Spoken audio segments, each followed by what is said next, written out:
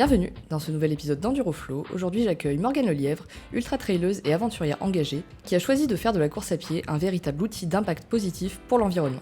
Son lien avec la nature naît en Nouvelle-Calédonie où elle découvre le trail. Puis un premier déclic fort survient en Australie, après les incendies qui ont ravagé les forêts, lorsqu'elle décide de parcourir un 250 km sur le Larapinta Trail pour sensibiliser et récolter des fonds pour la protection de la nature. Mais le projet qui marque un tournant majeur dans son parcours, c'est sa traversée de la France à pied, 1548 km du nord au sud, préparée pendant un an, durant lequel Morgane court, ramasse des déchets, sensibilise dans des écoles et se lance le défi de produire le moins de déchets possible pendant sa traversée. Comme d'habitude, voici un petit aperçu de tout ce que tu vas découvrir dans cet épisode. Comment une simple idée devient un projet d'aventure concret? Comment préparer physiquement, mentalement, logistiquement une traversée de plus de 1500 km? Les 3 moments les plus difficiles de son aventure, les plus beaux souvenirs et rencontres sur la route. Comment elle a ramassé 428 kg de déchets tout en continuant de courir tous les jours. Pourquoi elle a décidé de créer l'association La Traversée Verte. Et enfin, une anecdote saisissante sur les hallucinations qu'elle a vécues durant sa traversée en Australie. Sur ce, je ne t'en dis pas plus et je te laisse apprécier mon entrevue avec Morgane Lelièvre. Et comme toujours, si tu apprécies le podcast, pense à t'abonner et à laisser une revue 5 étoiles. Bonne écoute!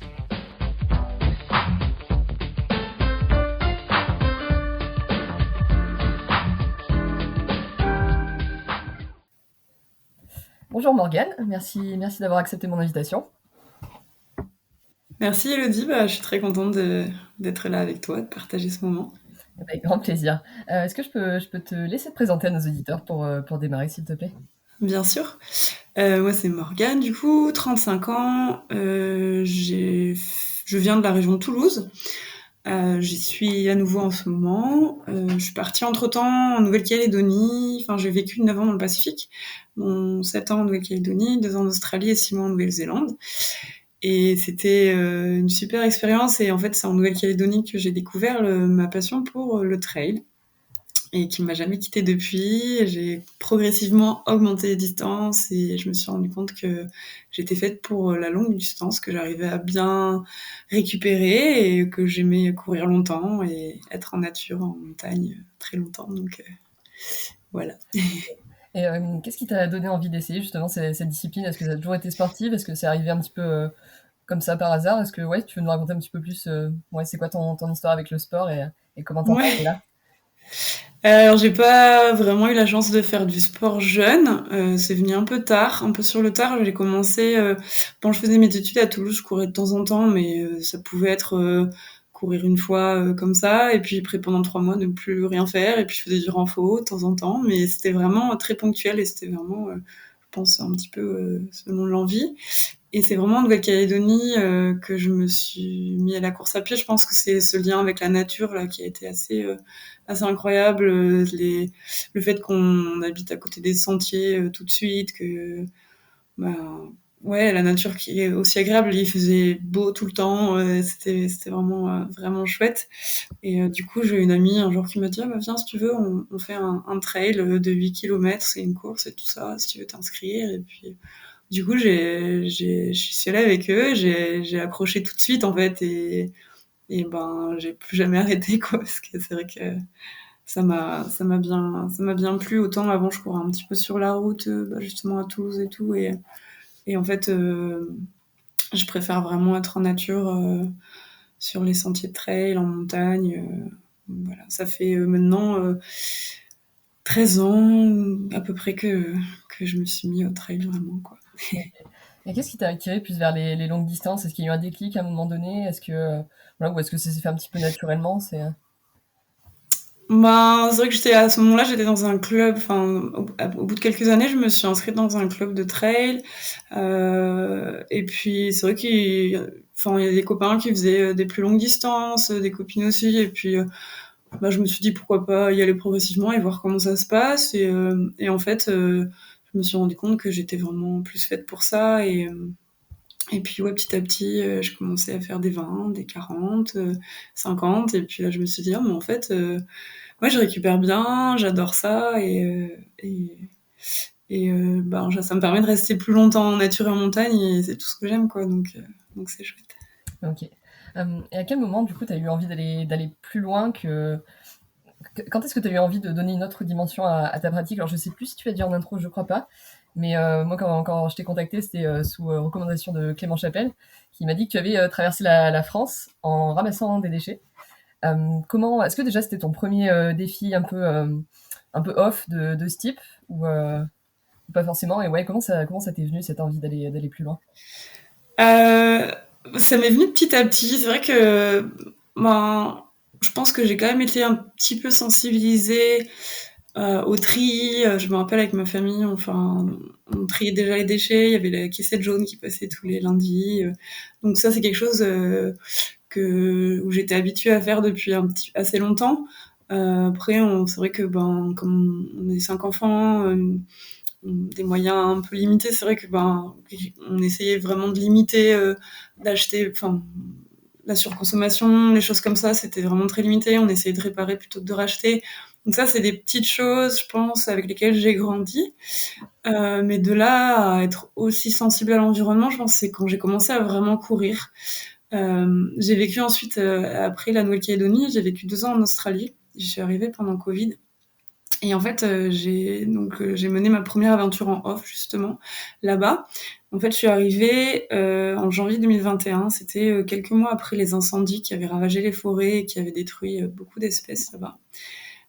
Tué beaucoup d'espèces, pardon. Et du coup, ça m'avait vraiment fait mal au cœur.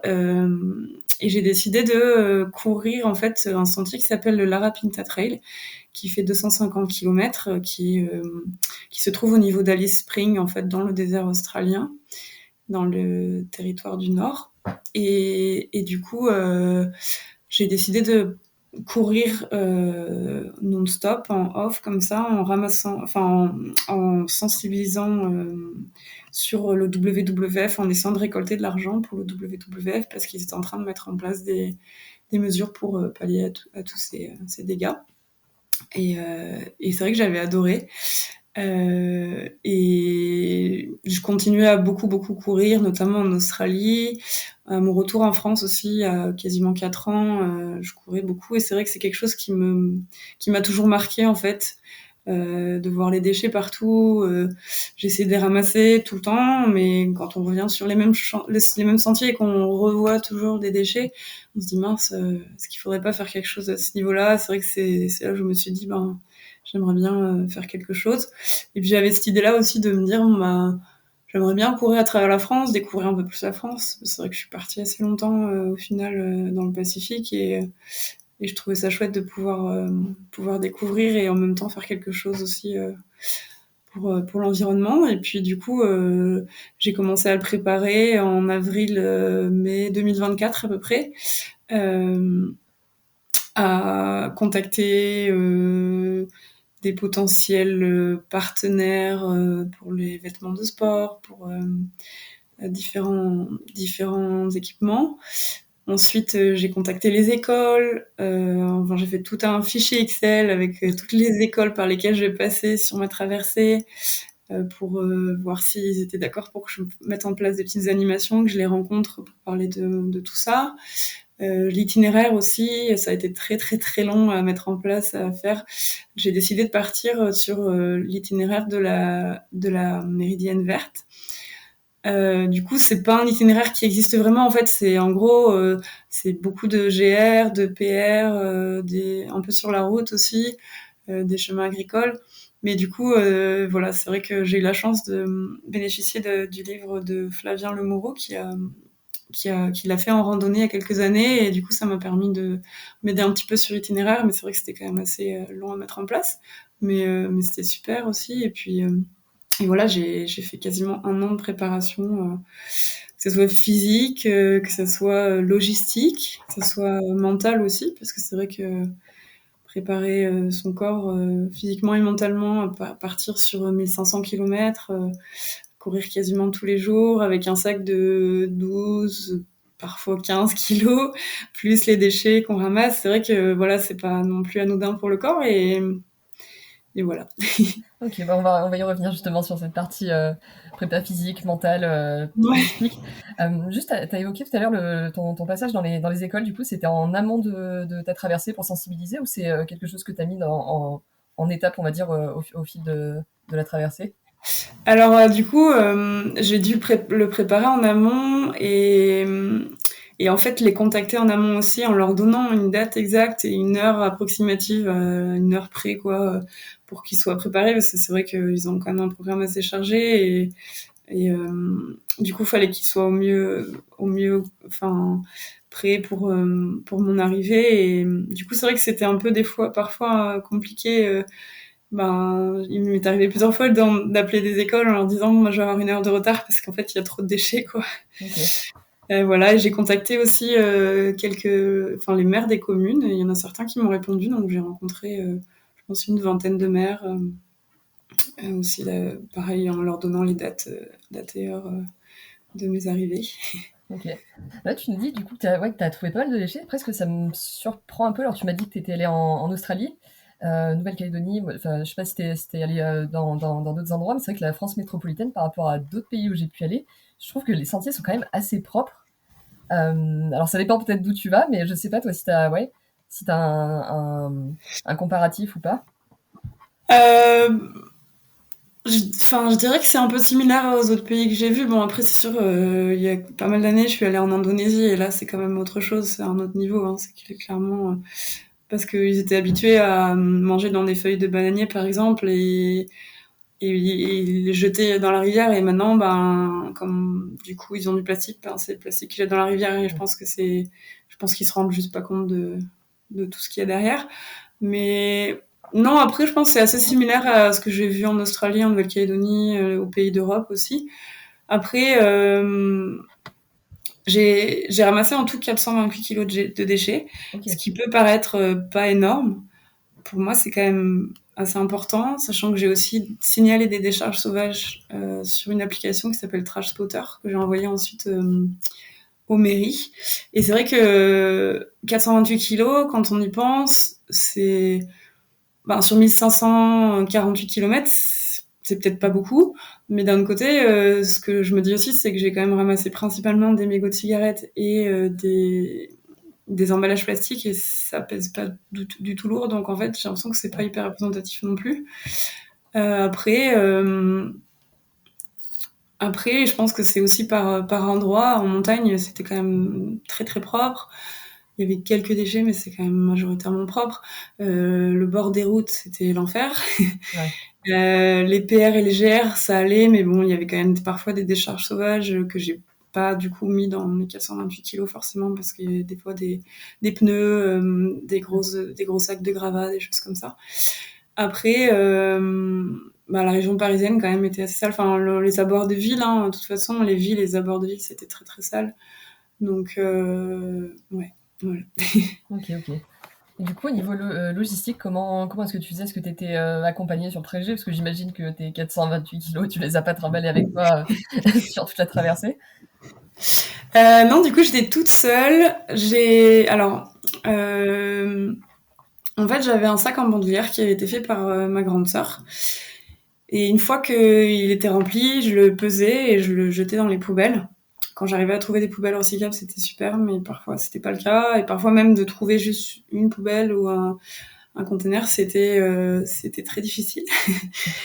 Et au début, je me suis dit bon ben, je remplis mon sac à fond, comme ça, à chaque fois je le pèse et ça fera, enfin voilà, ça sera plus facile. Et en fait, au bout d'un moment, je me suis vite rendu compte qu'il fallait que dès que je trouve une poubelle, en fait, que je jette mes emballages rapidement dedans parce que sinon, ça allait pas être possible. Et il m'est déjà arrivé plusieurs fois, en fait, de même pas pouvoir tout ramasser parce que j'étais toute seule, parce que j'avais mon sac qui était rempli de déchets et que j'avais les mains plein de déchets aussi. Et du coup, ça m'a fait mal au corps. Je me suis même sentie coupable, en fait, de pas pouvoir tout prendre. Et notamment à Paris, par exemple, je me rappelle encore le long de la Seine, les déchets enfin, qui flottent dans la Seine. Et pendant pas mal de temps, je me suis arrêtée et j'ai ramassé avec la pince. J'ai essayé de ramasser les déchets dans la Seine. Et à un moment, j'ai failli tomber aussi. Je me suis dit, bon, on va peut-être arrêter là. J'ai fait ce que j'ai pu, mais voilà, c'est vrai qu'au niveau logistique, c'était parfois un peu compliqué. Dans le sud, c'était plus facile à partir de l'Aveyron. Il y avait régulièrement des containers avec beaucoup de conteneurs de poubelles recyclables, donc ça c'était chouette. Dès qu'il y avait un petit hameau, ouais, c'était hyper pratique là-dessus, quoi. Mais le reste de la France, c'était un peu plus compliqué, ouais. Ok. Et après, donc tu nous dis que tu avais un gros sac avec toi. Du coup, tu étais complètement en autosuffisance pour te nourrir, pour te loger. Est-ce que tu avais un petit peu d'argent avec toi pour parfois prendre une nuit dans une auberge ou quoi que ce soit? Ou est-ce que tu dormais avec ta tante?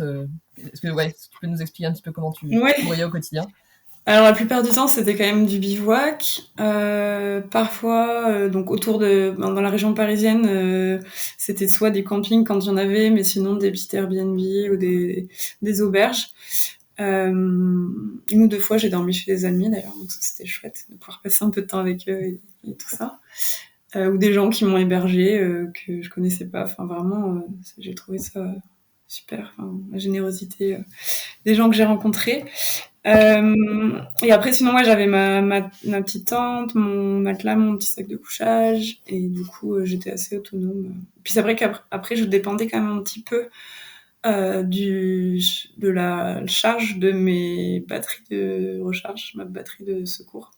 Parce qu'en fait, elle tenait peut-être 4-5 jours, et ensuite, il fallait que j'aille les recharger, donc que je prenne un camping ou une petite chambre.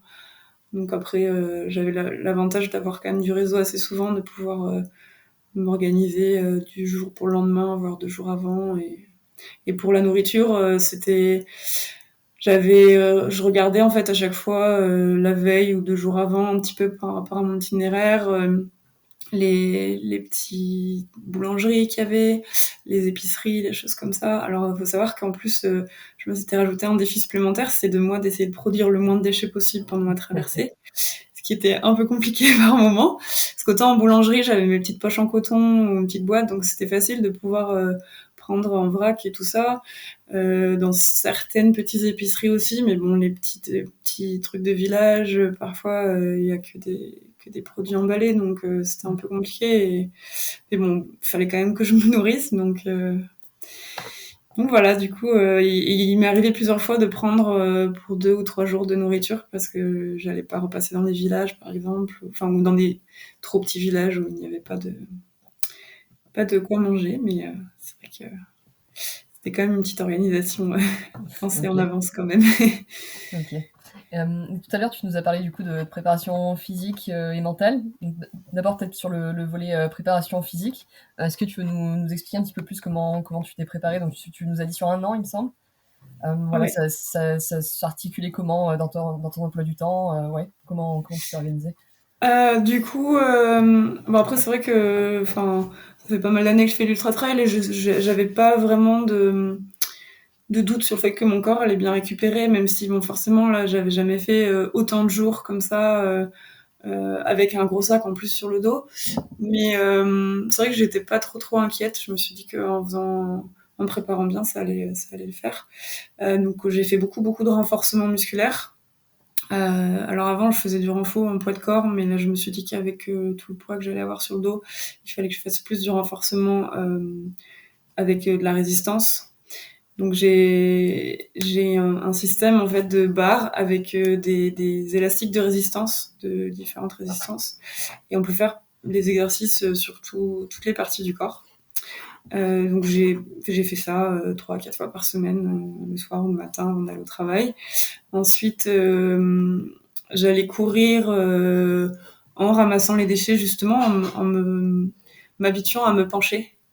Et du coup, pour m'habituer mes muscles au mouvement et tout ça. J'allais parfois au travail en courant et je revenais en courant au travail. Donc, j'ai essayé de courir des fois 2 fois par semaine, pardon, 2 fois par jour, pour m'habituer à travailler sur la fatigue. Et surtout, je savais quand j'allais aller m'arrêter dans les écoles, après, il fallait que je reprenne la course à pied. Et du coup, c'est vrai que quand les muscles sont froids comme ça, voilà, c'est une meilleure habitude pour ça. Et donc, je courais 5-6 fois par semaine. Je m'entraînais sur les jambes fatiguées et je faisais un petit peu de vélo aussi pour m'entraîner. Ok. Je sais plus si tu nous l'as dit, mais pendant la traversée, du coup, ça s'est fait sur combien de jours et combien de kilomètres tu faisais par jour à peu près?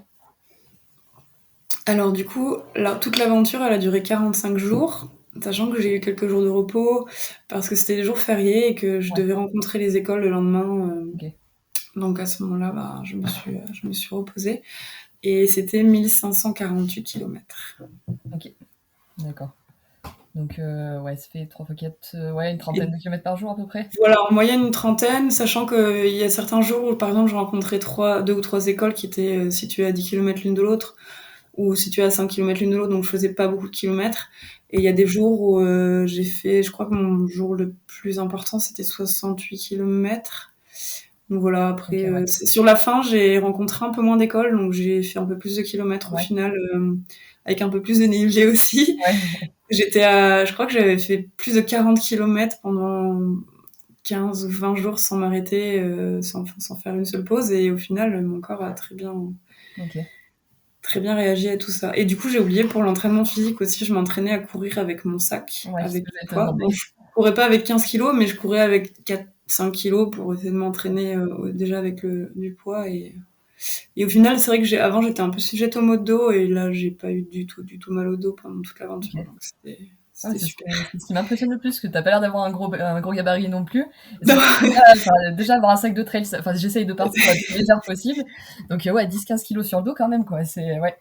Mais le corps est capable de tellement de Ouais, choses c'est vrai, et je pense que souvent c'est le cerveau qui nous arrête ou c'est vrai, qui nous freine. Mais ouais. c'est vrai. Et sur le volet mental, du coup, tu nous as parlé aussi un peu de prépa. Euh, ouais, alors après c'est vrai que le volet mental c'est quelque chose qui m'a toujours intéressée. J'hésite même, ça fait pas mal de temps que j'hésite à en faire une partie de mon métier parce que c'est vrai que c'est passionnant pour moi et pour moi c'est quand même une partie très très importante de l'ultra trail et même si oui il faut avoir un physique, il faut être prêt, le mental ça fait vraiment tout aussi et ça fait la différence. Enfin, je pense que ça fait peut-être 40-50% de la course. Enfin, je saurais pas dire en pourcentage, mais c'est quand même très très important. Et du coup, ben, après, je me renseigne. C'est vrai que j'ai lu pas mal d'articles là-dessus et tout ça, mais c'est vrai que j'ai fait beaucoup de visualisation. Où, je me visualisais en train de courir sans blessure et où j'étais bien. Et voilà, de visualiser la ligne d'arrivée, et d'avoir des petits mantras aussi, des petits mots, des petites phrases quand ça va pas. Et en fait, au final, ça m'a beaucoup aidé parce que c'est vrai que j'ai pas eu de doute sur le fait que j'allais la finir et que je me suis dit que même si ça allait pas, ben, je la finirais en marchant et que c'était pas grave en fait. Et, euh, et du coup, ouais, c'était chouette. Ouais.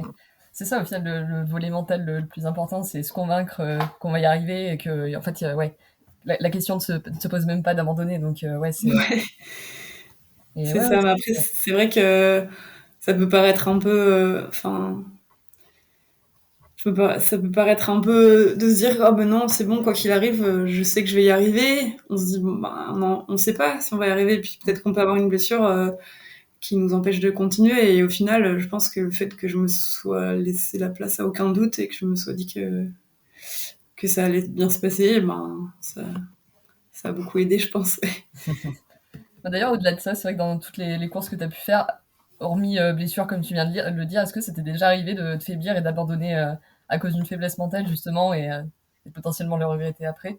Ou Alors oui, j'ai abandonné une fois sur une course et c'était très très dur. Je m'en suis voulu pendant longtemps. Alors, surtout qu'il restait que 10 kilomètres, c'était un 100 kilomètres en Autriche et franchement, ouais, ça a été très très dur mentalement. Euh, mais enfin, physiquement, ça allait plus du tout. J'arrivais plus à boire, j'arrivais plus à manger. J'avais très mal au ventre. J'avais l'impression que j'avais tout dans les pommes. Enfin, j'étais vraiment dans un état où chaque pas, même en marchant, était très très difficile et c'était un supplice quoi.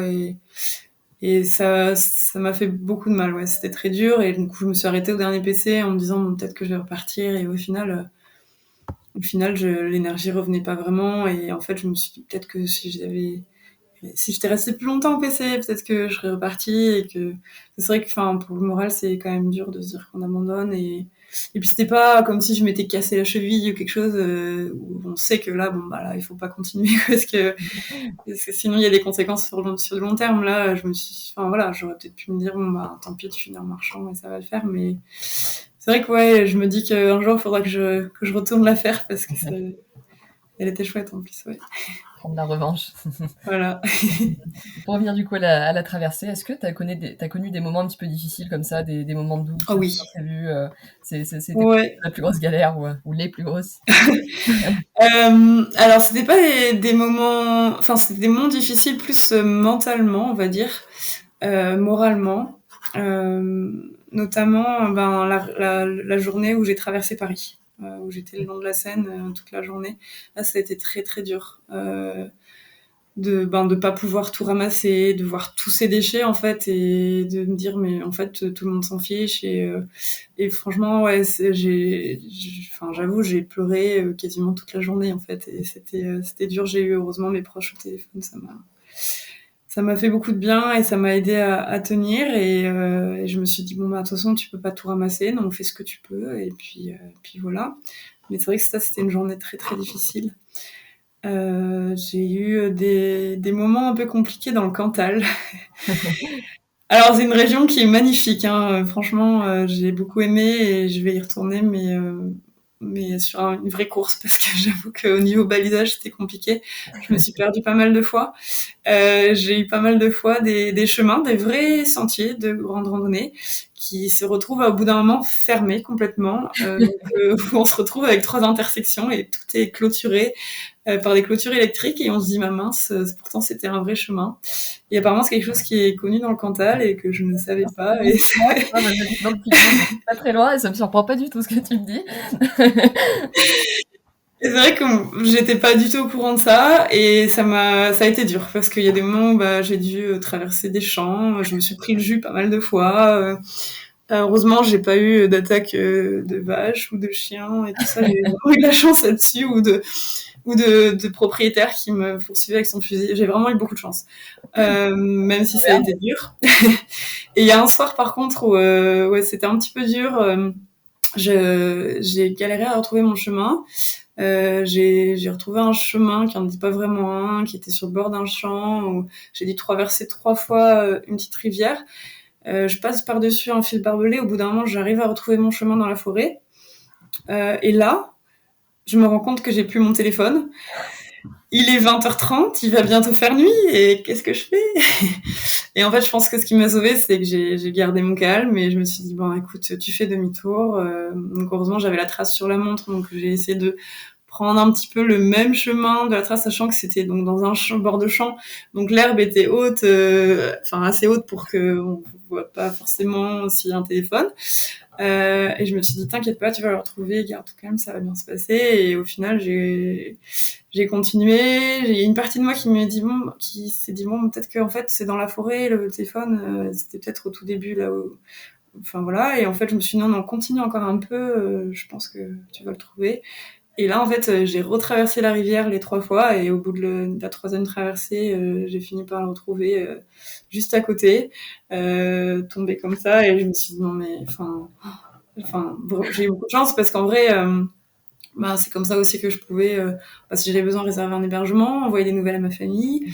Euh, là, en plus le lendemain, j'avais un rendez-vous chez l'ostéo. Et du coup, je me suis dit, mais comment je vais faire pour payer l'ostéo parce que ma carte bleue était dans le téléphone, enfin, dans la coque du téléphone. Et c'est vrai que ben, pour l'itinéraire aussi, si j'avais besoin de le changer un peu, c'était à travers l'application qui mettait après sur ma montre.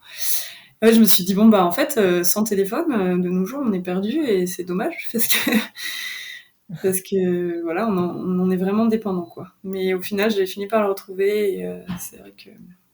Puis j'ai eu une journée un petit peu compliquée aussi où j'ai eu un petit peu mal à la cheville. Et justement, ben, c'était la veille de ce jour-là où j'ai perdu mon téléphone. Et où j'avais mal à la cheville, donc je marchais un peu, mais je me suis retrouvée dans des endroits un peu glauques.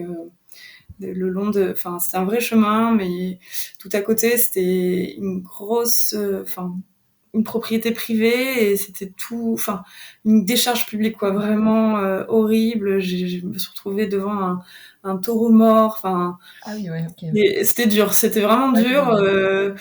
et de me dire bon bah je peux pas ramasser parce que c'est une propriété privée et en fait enfin je sais pas je pense un peu les nerfs aussi des fois la fatigue voilà Ouais, tout bien sûr. ça et c'est vrai que c'était une journée un peu compliquée ouais ma cheville qui me faisait un peu mal je savais que bon j'avais rendez-vous chez ostéo 2 jours après je me suis dit bon bah, ça va le faire et en fait mon petit frère qui m'appelle et en fait il m'avait fait la surprise avec ma belle-sœur ils sont venus à ma rencontre, j'ai fini la journée à faire l'itinéraire avec mon petit frère et ça m'a fait beaucoup de bien. Ils m'ont apporté des, des petites victuailles que j'adore, de mon café préféré à Toulouse et on a dîné ensemble et tout ça, c'était vraiment vraiment très chouette et ça, je pense qu'ils sont arrivés au bon moment quoi. Mais ouais. Après, Ok. ouais, les moments les plus durs, je pense que c'était plutôt mentalement de voir tous ces déchets et de se dire, mais mince, est-ce que ce que je fais a quand même un impact? Est-ce que ça changera quelque chose? Voilà. Ok. Et à l'inverse, du coup, de ces galères, est-ce qu'il y a eu des journées, des moments qui t'ont particulièrement marqué, des rencontres, des paysages? Ouais, complètement. Bah déjà les rencontres avec les enfants dans les écoles, c'était incroyable. Les enfants étaient hyper intéressés, ils avaient l'air très au courant de ce qu'on peut faire pour réduire les déchets. C'était chouette, vraiment, ces petits moments de partage. Les instituts aussi, vraiment très sympa. J'ai eu droit à des accueils incroyables où j'ai pu courir avec certains écoliers jusqu'à l'école. Parfois, ils me raccompagnaient jusqu'à la fin du village en courant. Enfin, c'était vraiment, vraiment très, très chouette. J'ai rencontré aussi grâce aux réseaux sociaux, donc j'ai posté un petit peu pour proposer à d'autres trailers de me rejoindre sur un bout de chemin et j'ai fait des rencontres juste incroyables aussi, des coureurs qui me connaissaient pas, qui m'ont apporté à manger à boire, qui m'ont offert le couvert chez eux. Enfin, non, c'était vraiment des super moments. Et puis, il y en a beaucoup avec qui je suis toujours en contact aujourd'hui et on pense se revoir. Et ça, c'était vraiment chouette. Euh, les rencontres avec les maires des communes aussi, j'ai été très très bien accueillie et c'était des chouettes moments de partage. Et ensuite, la surprise de mon petit frère et ma belle-sœur, forcément, c'était juste génial et ça m'a fait beaucoup beaucoup de bien au moral. Et je dirais aussi, ouais, les paysages en vrai, enfin, puis le dernier bivouac, je pense, c'était un moment très très fort parce que j'ai dormi toute seule dans la montagne et voilà, la montagne, c'est toute ma vie. Je suis vraiment heureuse quand j'y suis et ça m'a fait tellement de bien et en fait, de me dire bon demain c'est fini.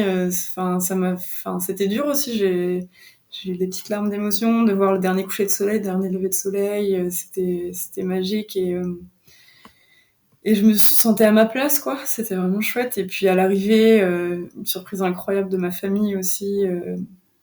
Ils sont venus se cacher sur des petits dans le coin du village où je suis arrivée à Prats-des-Moyaux dans les Pyrénées-Orientales et donc je savais que mon petit frère et ma belle-sœur arrivaient, mais je savais pas que mon autre frère, mon père et ma petite sœur et ma nièce allaient être là aussi en fait. Et du coup c'était juste magique cette arrivée, plein d'émotions.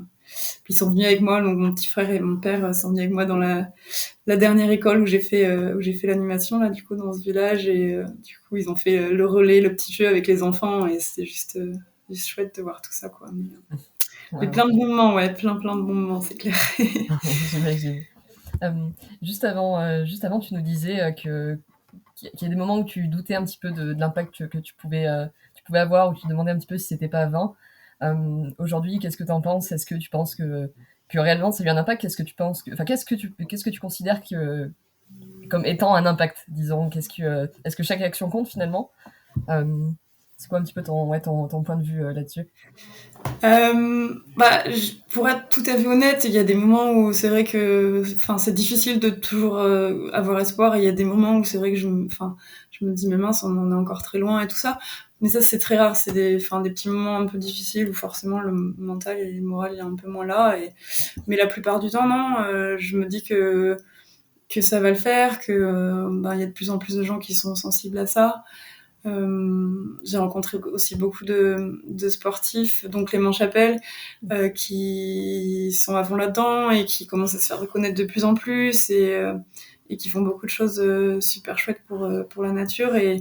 Et en fait, non, je me dis que il faut qu'on continue et qu'en effet chaque petit geste compte. Et puis c'est vrai que sur mon aventure, enfin ça m'a beaucoup touchée aussi de recevoir. J'ai reçu énormément de messages sur les réseaux, des messages de soutien et des messages aussi de gens qui courent de temps en temps, qui sont effarés par les déchets qu'ils voient et en fait c'est qui me disent ben grâce à toi maintenant, ben je prends une petite poche et sur mes runs, ben je vais ramasser quelques déchets et ça me fait du bien.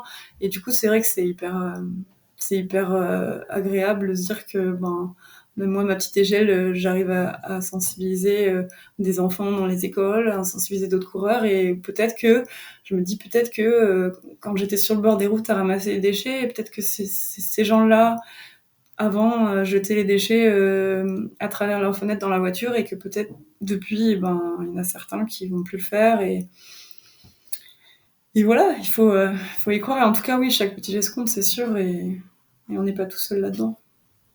Ok. Et du coup, même parmi les personnes qui nous écoutent, il y en a qui sont inspirées un petit peu par ce que tu viens de faire, qui eux aussi aimeraient, à leur niveau, pour monter des petits projets comme ça qui viseraient bah, soit à ramasser des déchets, soit à sensibiliser un petit peu les autres à ça. Qu'est-ce que tu aimerais leur dire? Quels seraient un petit peu tes conseils? Bah déjà, qu'ils n'hésitent pas à m'écrire s'ils veulent, s'ils ont des questions précises. En tout cas, ça, c'est avec grand plaisir que je leur répondrai là-dessus. On a quelques-uns d'ailleurs qui m'ont dit qu'ils avaient des projets et qui m'ont demandé un petit peu, qui m'ont posé quelques questions. Donc ça, c'est avec grand plaisir. Après, je vais leur dire, bah lancez-vous. Il n'y a pas besoin d'avoir un niveau d'ultra traileuse élite. Il n'y a pas besoin même de courir, hein, vous pouvez le faire en marchant, enfin sur les balades, même sur les balades du dimanche, mais se lancer sur un projet off comme ça, sans faire la traversée de la France, même un petit tour autour de chez soi, ou enfin quelques jours, selon ses dispos, selon sa motivation, selon son niveau, c'est une aventure extraordinaire et franchement, pendant un mois après l'aventure, j'en ai rêvé toutes les nuits. J'y pense encore à nouveau avec nostalgie et non, c'est extraordinaire et toutes ces rencontres, ces moments de partage, enfin, franchement, c'est une des plus belles choses qui m'est arrivée de ma vie, donc je peux que recommander les gens de se lancer sur ce genre d'aventure. Franchement, c'est génial, quoi. Allez-y, foncez. Surtout être en nature et enfin pour moi c'était un bonheur quoi de me dire ben je fais la chose que j'aime le plus au monde, courir et en plus quelque chose qui me tient à cœur en même temps pour l'environnement et je fais des rencontres incroyables et à part penser à bien manger, à bien boire, bien dormir et à courir, c'est une pause qui est vraiment agréable enfin avec le quotidien et c'est une parenthèse qui fait du bien ou dans ce monde où parfois tout va trop vite et où Oui. on est toujours pressé de tout et là c'était vraiment chouette de ce côté-là en fait de juste profiter du moment présent quoi. Ouais. J'imagine que le retour à la réalité entre guillemets, il doit être difficile après, quoi. C'est ouais. Presque, je sais pas ce que t'en penses, mais presque peut-être c'est plus difficile de se réadapter à la vie de tous les jours que la première fois de s'adapter à courir tous les jours et à être dans la nature. Ah oui oui complètement. Euh, et du coup, est-ce que tu as, toi, des projets un petit peu de ce type ou autre en vue pour les prochains mois, les prochaines années? Ouais, bah déjà alors enfin c'est vrai que à la base bon professionnellement j'ai un master en environnement et j'ai beaucoup de mal depuis que je suis rentrée en France à trouver du travail là-dedans donc je dirais que j'enchaîne un petit peu les petits boulots alimentaires et ça me pèse un petit peu parce que enfin, j'ai envie de consacrer du temps à ça en fait à la sensibilisation à l'environnement etc. Et du coup ben là déjà depuis l'aventure je me suis dit non mais en fait, je veux plus passer de temps à faire autre chose que ça. Et enfin, au moins en partie dans ma vie, si j'arrive à en faire mon métier ou même en partie à mi-temps, ça serait génial. Et du coup, voilà, je suis en train de travailler là-dessus. C'est un peu compliqué. J'envoie beaucoup de CV. J'ai essayé de créer mon auto-entreprise aussi pour faire ça, en fait, la sensibilisation dans les écoles. Pour l'instant, j'ai eu aucun retour, mais j'essaye de pas baisser les bras. Je voulais aussi mettre en place, au travers de notre entreprise, de l'accompagnement envers les entreprises, les collectivités, etc., qui veulent par exemple mettre en place des événements de les accompagner vers des événements plus éco-responsables, etc. Donc ça, c'est pareil, c'est quelque chose que j'essaye de mettre en place au quotidien. Pour l'instant, c'est pas évident et faut aussi le temps de me faire connaître. Est-ce que ça fonctionnera? Je sais pas. Mais si j'arrive pas en tant qu'entreprise, j'espère y arriver en tant que salarié. Donc je croise les doigts déjà pour avoir un travail qui fait sens, en fait, qui a du sens dans ma vie. Et sinon, j'ai créé mon association donc suite à l'aventure, donc ça s'appelle La Traversée Verte, le jour il y a pas très longtemps. Je compte mettre en place des petits événements de plugging, donc de ramassage des déchets en courant, voire en marchant pour ceux qui veulent, autour de Toulouse. Et aussi proposer aux associations, enfin aux organisations de trail, de mettre en place en fait avec des bénévoles, de courir sur les sentiers et de ramasser les déchets après le passage des coureurs pour s'assurer que les sentiers soient bien propres. Donc voilà, c'est des petits projets que j'aimerais bien mettre en place avec l'association. Et j'ai un nouveau projet donc qui va voir le jour le 15 novembre. Ce sera un peu plus court parce que je travaille du coup, mais sur plusieurs week-ends, je vais parcourir le canal du Midi, donc qui est patrimoine mondial de l'UNESCO, en courant et en ramassant les déchets, donc de Sète en arrivant à Toulouse où j'habite. Et le but, ce serait aussi de rencontrer des partenaires et des acteurs locaux du canal du Midi, et puis je pense que ça sera plus facile aussi pour les gens de me rejoindre sur un bout de chemin vu que c'est les week-ends. Et pourquoi pas d'avoir des gens aussi en vélo avec une petite carriole derrière pour qu'on puisse transporter par exemple les déchets les plus lourds, etc. Donc voilà, donc plein de petits projets en cours. Et puis je suis en train de voir aussi pour mettre en place un petit documentaire sur mon aventure pour sensibiliser encore plus de monde là-dessus. Documentaire sur la prochaine, du coup ou sur... Là, sur la traversée verte que j'ai fait, parce que j'ai pas mal documenté. Ok, super, ouais. Alors après, c'est pas des vidéos de qualité, parce que je les ai pris moi-même, souvent en selfie, souvent en posant le téléphone et en faisant 10 prises pour que ça fonctionne. C'était pas toujours évident, mais voilà, j'ai essayé de faire quelques petites prises de vue, et j'espère que ça va donner quelque chose de chouette pour les gens à regarder. J'espère aussi. Tu as une idée de la sortie du documentaire? Je pense peut-être printemps ou été 2026. J'espère. Okay. On verra. D'accord. Ok. Et pour ton prochain projet, du coup, tu comptes le documenter aussi, peut-être Oui, j'aimerais bien après avoir. Je sais pas si ça sera peut-être un documentaire aussi long parce que ce sera juste sur un week-end, mais je pense que c'est important aussi de parler du canal du Midi qui est quand même patrimoine mondial de l'UNESCO. C'est quand même un monument majeur dans le sud de la France, en Occitanie, et du coup, je pense que ça peut être intéressant à voir. Mais ouais, pourquoi pas. Ok. Avant de passer aux petites questions de la fin, est-ce qu'il y a quelque chose que tu as envie de rajouter, un message que tu as envie de faire passer, ou un sujet qu'on n'a pas abordé, que tu aurais aimé aborder? Non, je pense que j'ai à peu près tout dit. Juste, je remercie les personnes qui m'ont soutenue au quotidien et qui continuent à me soutenir, et tous les petits messages sympas que je reçois d'inconnus, de coureurs ou non, qui me félicitent de ce que je fais. Ça donne du baume au cœur, et parfois ça redonne un peu de boost pour continuer dans tout ça. Mais c'est vrai que on va y arriver, quoi. Ok. Du coup, j'ai 3 petites questions en signature à la fin que je pose à tout le monde. La première, c'est Oui. est-ce qu'il y a un livre qui t'a marqué dans ta vie? Oui. C'était en Australie. Un monsieur qui s'appelle Pat Farmer. Il a écrit un livre qui s'appelle Paul to Paul. Donc je l'ai lu en anglais parce que du coup, il était dans une librairie là-bas. Et en fait, c'est quelqu'un qui m'a énormément inspirée pour mettre en place tous ces projets-là, et qui m'a donné, je pense, un peu plus la force et de me dire j'en suis capable. Il a couru du pôle Nord jusqu'au Canada, les États-Unis, l'Amérique centrale, l'Amérique du Sud et le pôle Sud. Donc il a fait ça en skiant, enfin sur la neige. Et du coup,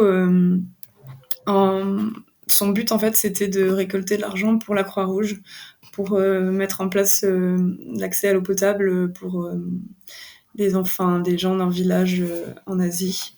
Et ça m'a beaucoup touchée. En vrai, ça m'a énormément remué et c'est suite à ça aussi que j'ai commencé à me lancer des projets un peu dans ce genre-là. Donc c'est chouette et justement j'ai eu la chance de l'avoir au téléphone. C'était assez incroyable pour préparer justement mon aventure en Australie de 250 km pour WWF.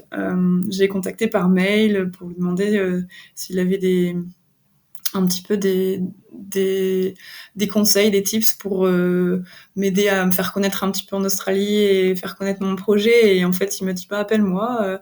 Et en fait, j'ai eu la chance d'avoir un peu mon idole au téléphone pendant 1 heure. Il a été super et il m'a beaucoup aidé là-dessus. Donc, ouais. Ah, c'est incroyable.